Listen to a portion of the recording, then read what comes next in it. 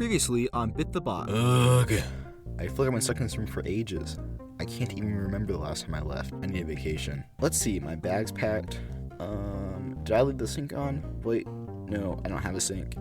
Alright, I think I'm ready to go. Where's my door? What is going on? I try to leave, but somehow I forgot I live in a doorless box. And now my wall just opens up and gives me stuff? I just don't get how any of this is possible. It doesn't make any... Ow! Wait. So here goes nothing.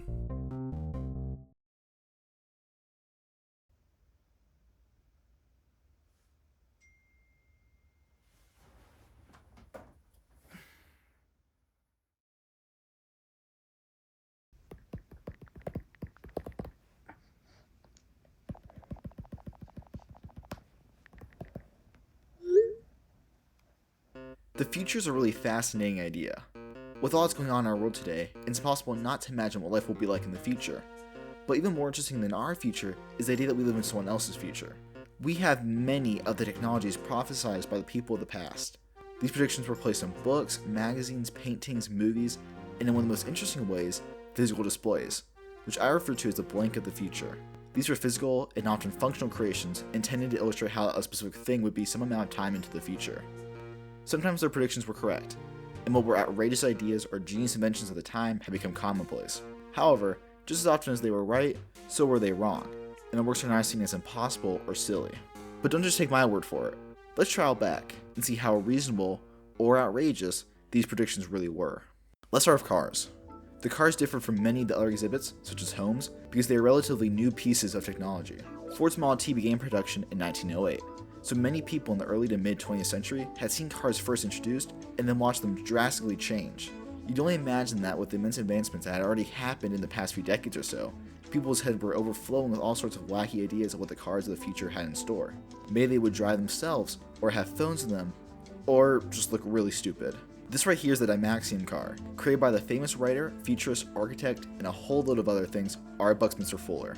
By the way, keep that name in mind, he comes up a lot. Fuller named his car after his personal brand word, Dymaxion, created by combining the words dynamic, maximum, and tension. And with a name like that, you can imagine this was a car built for every environment. So much so that the car was initially meant to fly. Now I doubt Fuller had any intention of making the version he built take flight, but the idea was that down the road, the car would be able to convert into a flying machine using inflatable wings on the side. In actuality though, the remnants of its flying components made the car impossible to handle. The wheels were set up with two in the front and one to steer the vehicle in the back, mimicking plane landing gear. This setup allowed the car to turn insanely tightly, but also made it incredibly wobbly. But don't worry, the flying dream wasn't completely dead, because the aircraft-like shape, inserting winds the vehicle's back wheel, which again is the one that steers it, will get some lift, making it impossible to turn. The car was also designed without a rear window and instead used a periscope, like a submarine, to see out the back, which seems like a horrible idea. Like imagine having to take all your attention away from the road to completely cover your vision with the periscope to see out the back. The whole design of this thing is just absolutely insane. And while I do have to appreciate the, let's say, innovative spirit of it all, I have to admit that it's all kind of dumb. Don't worry though, Ford will get to redeem himself later. Now for talking about retro concept cars, I'd be completely remiss not to mention General Motors' Motorama, a concept car show put on from 1949 to 1961. This whole exhibit was full of some of the coolest cars I've ever seen, but I want to focus on one particular series of models, the Firebirds. The original concept of this car was to see if it was possible to put a gas turbine into a car and see just how cool they can make a car look. What they ended up with was pretty much a rocket on wheels. When test driving the car, they got up to 100 miles per hour before slowing it down due to safety concerns, but this thing had a horsepower of 370. After the success of the Firebird 1, the logical step was obviously to make room in it for the whole family. This vehicle contained new features, should be commonplace in all future cars, like air conditioning and a built-in fridge. It also seems that the hope for this vehicle was to be part of a full self-driving network of cars, where your vehicle would connect to the road and you communicate with a traffic control tower to drive you to where you want to go. Just awesome stuff. And you gotta appreciate how everyone in this promotional film is just staring at the camera here, except for the boy. Like, did they just not tell him? Great stuff. Speaking of Motorama promotional films, I have to mention Design for Dreaming. This film is absolutely insane. So like, this creepy guy in a Phantom of the Opera mask breaks into this lady's bedroom while she's sleeping and invite her to Motorama. And she doesn't ask, who are you, or what are you doing in my home? She's like, can I go in my pajamas? And he says, no, you have to go in this dress. And then she flies off out of her window into the city, into the show. And when she gets there, the guy's like, which car do you want me to buy you? And she goes and picks like 5 different cars and hallucinates on one of them. and this photographer comes up to take her and takes her picture, and now she's in an apron and faints, and the man goes, better get her to the kitchen quick. And then she immediately goes to bake the creepy man a cake, but is all flabbergasted by this futuristic kitchen, and maybe I'm starting to ramble. We've already seen a peek of a futuristic kitchen, so let's stay in that realm and move on to some of the proposed homes of the future. Probably the most iconic of these is the Monsanto House of the Future attraction, which operated at Disneyland from 1957 to 1967. This house has an incredibly striking exterior with its plush-shaped layout and completely plastic build. Venturing inside, we get to appreciate how accurate the predictions were here. Sure, we don't quite build our houses completely out of plastics yet, but we do rely on them heavily. And this house contained plenty of other future technological normalities, even if they didn't turn out exactly how Monsanto expected. For example, we can look at this house's climate control, which of course we find in every home today, though it also includes scent control as well. Or consider the dimmable lights we also have today in the form of LED light bulbs. Or the doorbell camera and microphone like the Ring doorbells of today. This house even had push-button telephones, which seem a little archaic now, but I'm sure were a big deal back in the 50s. All this to say that Monsanto and Disney actually did a pretty good job here. That could be because MIT, a much more credible institution, designed this, rather than a madman or a company trying to make some cheesy advertisements. Who knows? Staying in Disneyland, let's check out what easily has to be one of Disney's coolest, most exciting attractions, the Crane Company Bathroom of Tomorrow. This exhibit featured a room of faucets and valves you can mess with, but most importantly to us, it also included a gold-plated bathroom of the future. This thing came with all your necessities: a bidet, a bathtub, a toilet, a nice glass shower, ceramic statues, sunglasses, and of course, dumbbells. Compared to Monsanto, Crane Company put much more emphasis here on actually selling a product, something our next subject never quite pulled off. Yep, we're back to Bucky. A common theme of forward-thinking home design is streamlinability. Just as the use of the production line in the automobile industry made cars cheaper and more accessible, so too did people hope that the same could happen for housing. And undoubtedly, one of the coolest concepts for mass-produced housing is the Dymaxion house. The Dymaxion was built off a main mast that the rest of the house was suspended from. This design made the house very strong, and with the addition of other elements, such as the accordion-like floor, the home could be easily disassembled and shipped off to a new location. Another feature of the actual structure I love is the natural air conditioning. New cold air would flow into the structure from the bottom and be circulated throughout the house, keeping the air nice and cool. While the main focus of this house was on designing a streamlined structure that could be mass-produced and installed during a housing crisis, the interior did feature some interesting inventions as well. While the furniture was pretty plain for the time, the kitchen was a unique, all-in-one design, and the house featured revolving closets and doors to maximize the limited space available and create a clean design. Returning to the fascinating world of bathrooms, this home would feature a fog gun to blast away dirt and a waterless toilet that could shrink wrap your waste for composting. Calling this a home of the future is actually kind of misleading. This was an actual product that received 3,500 orders, which I think helps explain why the design is, for the most part, so reasonable. Now to be clear, these homes were never mass-produced, but it isn't hard to imagine a world where given a couple more years, they were. It has its quirks, but it's a quite interesting product that I would love to live in. Whoa, look at this. Looks like Amethyst just announced the new project. It's like some sort of simulation, kind of like the Matrix or something. Wait, they like upload your consciousness?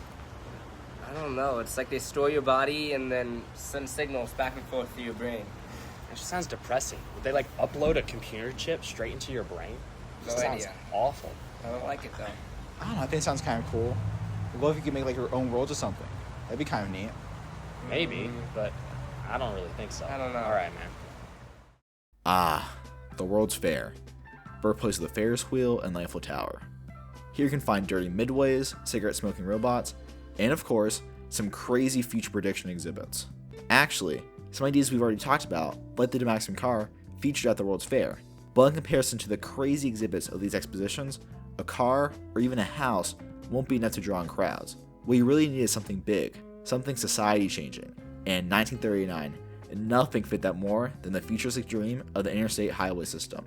Futurama is set to showcase how America would operate 20 years in the future in 1969, and specifically, how automobile transportation would evolve to better connect people and places. Now, this attraction actually got a surprising amount of its predictions right. For example, the main point of the exhibit, the highways, bear a pretty striking resemblance to the ones we have today, with their multiple lanes and ramps, which would have been pretty revolutionary ideas back then. But there's also a lot they got wrong, though unlike previous exhibits, I actually think there's a little bit of value in these ideas. My favorite is the elevated sidewalk, which allows for more traffic to pass through the city and protects pedestrians. I could also point to the radio control systems, similar to the one featured in the Motorama film, which would ensure a safe distance between each vehicle, or the curved sides of each lane, which would keep drivers from steering off. Overall, Futurama seemed one of the most rational exhibits in this genre, and also one of the coolest. It featured a massive, detailed 1-acre model, which included 1,000,000 trees and 50,000 car models, and after you finished the ride, you'd be let out into this massive recreation of a block of the city you just saw as a miniature. It was just a really interesting exhibit. As it comes to actual implementation though, this attraction was lacking. The point of Futurama was not to display an actual executable city or highway design, but rather to popularize its ideas. Its ideas also weren't very radical. Helipads on top of skyscrapers aren't that crazy of an idea, but our final exhibit's ideas were. This is Progress City, a scale model recreation of Walt Disney's original idea for Epcot. You can still see part of it today on the People Mover, but unfortunately, much of it has been lost. The model was first displayed in the post-show of the Carousel of Progress during its run at Disneyland, where guests could view it in its complete 115 by 60 feet glory. The Progress City model, / Epcot City, was designed radially, like Paris, with spokes emanating from a city center. This city revolved around the Cosmopolitan Hotel, a beautiful structure that guests would stay at during their visits to Epcot. Beneath the hotel was a large indoor shopping mall, which would have been a revolutionary concept at the time. The area was completely covered and climate controlled, featuring different areas for shopping, dining, and recreation themed to various cultures. Also in this enclosed space was the transportation center, which allowed guests to embark on the monorail line, taking them to other parts of the Florida property, or hop on one of the many People Mover lines, which would follow the spokes out of the urban center and into living spaces. The first stop on the People Mover line was the high-density living area, located on the perimeter of the urban area, and just beyond those apartments was the Epcot Greenbelt. Playgrounds, parks, schools, and even churches would have been placed here to be accessed by Epcot's residents. Moving even further out on the People Mover line, we'd find the residential housing area. Here residents would have exited the People Mover and been able to walk through a nice park-like area to their homes. Something interesting about the design here is that, contrary to, I would say, popular belief, residents would have been allowed to own cars and would have been able to drive them right out of their own homes. This is especially strange, as at least with how it's displayed in the Epcot film, the roads would make it so that for a child to walk to school, they'd have to cross a multi-lane highway, which is just kind of weird in a city with such a focus on pedestrians. But overall, I do think the residential areas are pretty nice. Another interesting little gimmick of the model is its amusement park. This part of the model is especially ironic, as Walt Disney had tried so desperately to distance himself from the amusement park when he built Disneyland, so for him to build one here would have been a little strange. The actual park seems fine, it doesn't really have any major attractions, but I'm sure it would have been fun to visit as a resident of Epcot. But then again, residents would have been just a monorail ride away from the Magic Kingdom, so maybe not. Now, while the model only focused on the city of Epcot itself, I do want to take a step back and check out some of the other parts of the Epcot plan. Taking the monorail line south, you must immediately find the industrial park. All Epcot residents would have been required to be employed, and presumably they'd work either here in the industrial center, in the actual city itself, or at one of the tourist areas. The industrial park was designed in the same hub and spoke fashion as the city. Residents would disembark the monorail in the center, and then presumably ride a People Mover to each of the 6 individual centers run by different American corporations. This appears to have been part of Walt's plan to provide funding for Epcot, as these companies would have received a steady flow of labor, as well as advertising from visitors. As shown in some concept art, guests would have been allowed to visit and view these industrial centers in action, presumably even in a themed show, which we eventually got at the Epcot Center theme park. This actually reveals a theme in the entire Epcot project, which is that this land was always meant to be more of a tourist destination than a living and working city. Beyond the residential and industrial areas, there would have been a theme park with multiple theme resorts, a visitor center with motels, trailers and a camping area, and 2 airports for domestic and general aviation. As I've discussed in my episode on the Epcot Center theme park itself, the primary goal of Epcot was to showcase its new ideas to visitors, rather than improve the life of its residents. Now, is it possible to do both at the same time? Yes, but would Epcot have done both at the same time? I'm not sure. The showcase part only works if people like living in Epcot, and while Epcot may have worked early on, I worry that a decade or 2 after its completion, the shine of Epcot would have been lost, especially after the death of its creator and visionary. But, to be fair, it does make me a little sad that Epcot wasn't built, but makes me even more sad that people aren't making new Epcots. We go back and we can see all these crazy ideas of how the future might be, and while people are still out trying to design and make cars of the future, and even some houses of the future, the larger the project scope grows, the less vision you find. I really can't think of any projects from now that are trying to showcase or design a rationally improved urban world. There are no cities of the future being designed, nor is there a product showing how we might be able to create cross-country infrastructure to support self-driving cars, for example. It's unfortunate that the sense of optimism and excitement for the future and for tech has been lost.